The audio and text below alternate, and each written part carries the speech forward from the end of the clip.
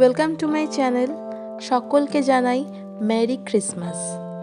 ক্রিসমাসের কথা মাথায় আসলেই সবার প্রথমে আমাদের যেটা মনে পড়ে tasty fruit cake. Eggless, alcohol free আর প্রচুর নাটস অ্যান্ড ড্রাই ফ্রুটসে ভরা ফ্রুট প্লাম কেকের রেসিপি নিয়ে আপনাদের সামনে আজ চলে এসেছি। তাহলে চলুন শুরু করি। কেক তৈরির জন্য সবার প্রথমে আমাদের যেটা কাজ হবে সেটা হলো ড্রাই ফ্রুটস ভিজিয়ে রাখা। এখানে একটা বাটিতে আমি ব্রাউন কিশমিশ নিয়ে নিয়েছি হাফ কাপ আর ব্ল্যাক কিশমিশ নিয়ে নিয়েছি হাফ কাপ।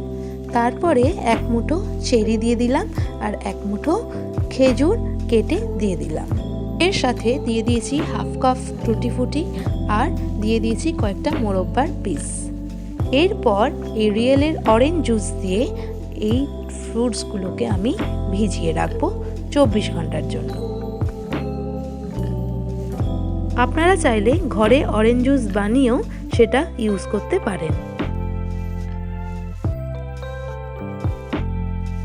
খুব ভালোভাবে সব কিছুকে ভিজিয়ে রেখে আমি 24 ঘন্টার জন্য এটাকে ফ্রিজে রেখে দিয়েছিলাম।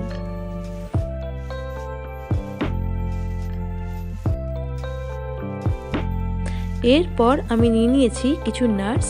এখানে আমি পেস্তা, কাজু আর আমন্ডস নাটস নিয়েছি। সব কিছুকে খুব ভালো করে চপ করে নেব।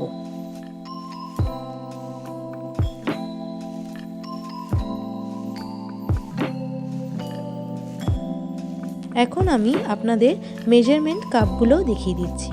এখানে আমি নিয়েছি 1 কাপ যেটা হচ্ছে 250 ml, হাফ কাপ যেটা হচ্ছে 125 ml আর 2 টিস্পুন, একটা হাফ টিস্পুন, একটা 1 টিস্পুন। সবার ফার্স্টে একটা মিক্সিং বোলে হাফ কাপ দুধ নিয়ে নিলাম। দুধটা খুব ঠান্ডাও হবে না, খুব গরমও হবে না। এরপর নিয়ে নিলাম হাফ কাপ সাদা তেল। তারপর নিয়ে নিচ্ছি 3/4 কাপ সুগার পাউডার। এরপর সব কিছু হ্যান্ড ব্লেন্ডারের সাহায্যে ভালো করে মিক্স করে নেব। আপনাদের যাদের কাছে হ্যান্ড ব্লেন্ডার নেই, আমাদের সকলের কিচেনেই আছে হ্যান্ড উইক্স। সেই হ্যান্ড উইক্স দিয়েও আপনারা এই কাজটি করে নিতে পারেন।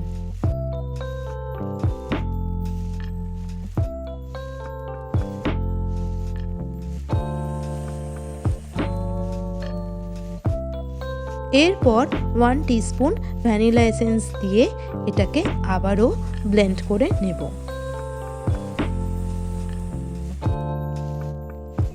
এখন আমি এখানে দিয়ে দিচ্ছি 1.5 কাপ ময়দা। এর সাথে দিয়ে দেব 1 teaspoon cardamom, cinnamon and clove powder আর সামান্য টেস্ট আনার জন্য 1 পিঞ্চ সল্ট। এরপর এখানে মিল্ক পাউডার 4 টেবিল স্পুন দিচ্ছি। সব কিছু ভালো করে একটা স্প্যাটুলা দিয়ে মিক্স করে এটাকে ব্লেন্ডার দিয়ে ব্লেন্ড করে নেব।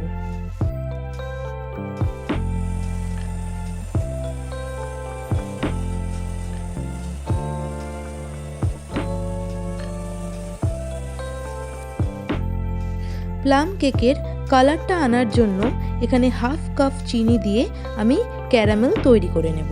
আপনারা যদি শুধু ফ্রুট কেক বানাতে চান তাহলে এটা স্কিপও করতে পারেন।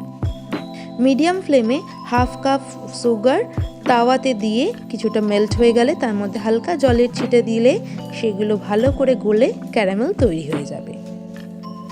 এবার এই ক্যারামেলটা আমি ব্যাটারে মিক্স করে দেব। তারপর ভালো করে আবারও ব্লেন্ড করে নেব।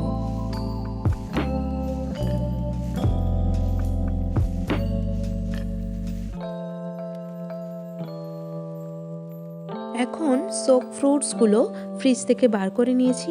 এগুলো একে একে ব্যাটারে মিশিয়ে দেব। ফ্রুটসগুলো দেওয়ার পর চপড করে রাখা নাটসগুলো সব দিয়ে দেব।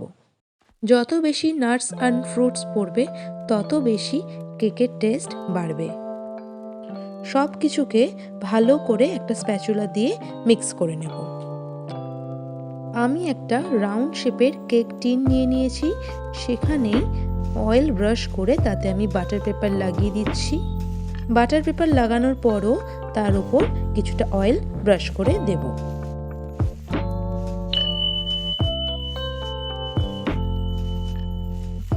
কেক টিনটা রেডি করার পর ব্যাটারের মধ্যে 1 চামচ বেকিং পাউডার আর হাফ চামচ বেকিং সোডা দিয়ে ভালো করে মিক্স করে নেব। ব্যাটারটা পুরোপুরি রেডি করে এরপর কেক টিনের মধ্যে পুরোটা ঢেলে দেব। উপর দিয়ে কিছুটা সোক করা ফ্রুটস আমি স্প্রিঙ্কল করে দিলাম। ব্যাটারের ভিতর যাতে এয়ার বাবলসগুলো না থাকে সেই জন্য কেক টিনটাকে কিছুটা ট্যাপ করে নেব। কেক কন্টেনার রেডি করার আগেই আমি এখানে একটা সসপ্যানে বালি দিয়ে তাতে একটা স্ট্যান্ড বসিয়ে গরম করতে বসিয়ে দিয়েছিলাম। 15 মিনিট মতন প্রিহিট করে তারপর এখানে কেকের টিনটা লো ফ্লেমে বসিয়ে 1 ঘন্টা রেখে দিতে হবে। আপনারা চাইলে বালির বদলে নুন বা জল দিয়েও এটাকে রেডি করতে পারেন।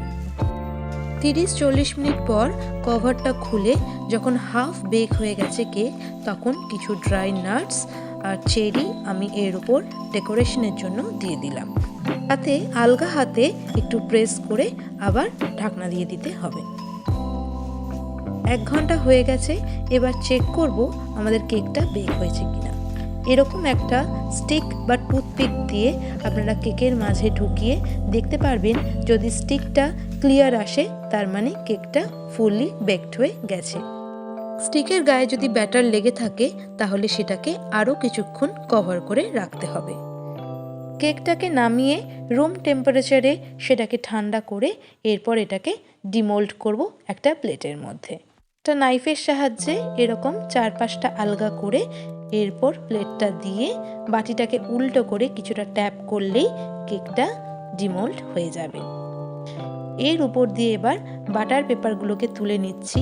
দেখুন কি সুন্দর কালারটা এসছে, কোথাও একটুকুনিও পুড়ে যায়নি। সাইডের বাটার পেপারগুলোকেও রিমুভ করে দিলাম। আপনারাই দেখুন কি সুন্দর কেকের কালারটা এসছে আর সব দিক সমানভাবে বেকড হয়েছে। এই রকমভাবে যদি কেকটা তৈরি করেন তাহলে কেক খুবই সফট, প্লাম্পি, ময়েস্ট হবে আর কেকের সব জায়গায় নাটস অ্যান্ড ফ্রুটস সমানভাবে পাবেন। ভিডিওটি যদি ভালো লেগে থাকে তাহলে অবশ্যই একটা লাইক আর বন্ধুদের সাথে শেয়ার করে দেবেন। আর যারা এখনও চ্যানেলটিকে সাবস্ক্রাইব করেননি তারা অবশ্যই সাবস্ক্রাইব করে বেল আইকন প্রেস করে দেবেন আরও নতুন ভিডিও পাওয়ার জন্য। আবারও সকলকে জানাই মেরি ক্রিসমাস। সবাই ভালো থাকবেন, সুস্থ থাকবেন। ধন্যবাদ।